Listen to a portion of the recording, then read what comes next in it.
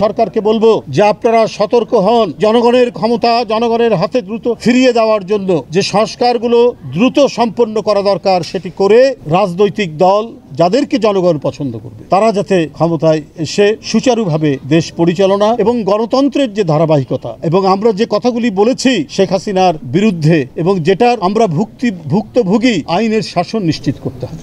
এখনো পর্যন্ত ডিজিটাল নিরাপত্তা আইন বাতিল করা হয়নি কেন? আমি নিজে বারবার অনেকবার কারাগারে গেছি, দেখি এই আইনে অনেক সাংবাদিক। সরকারকে বলবো যে আপনারা সতর্ক হন, এত বড় আত্মত্যাগের মধ্যে দিয়ে যে বিজয় আমরা অর্জন করেছি সেই অর্জনকে ব্যর্থ করার জন্য নানা প্রচেষ্টা চলছে।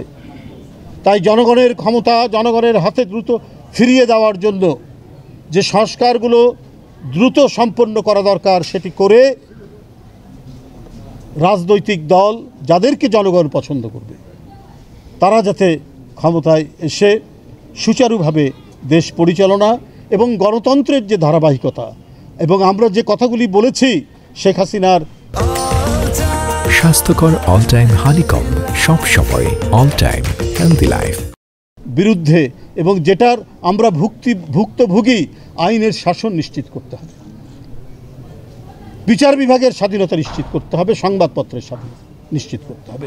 কেউ সত্য লিখতে গিয়ে যেন ডিজিটাল নিরাপত্তা আইনের সেই কালাকানুনের শিকার হয়ে কারাগারে থাকতে না হয় সেই প্রচেষ্টা নিতে হবে।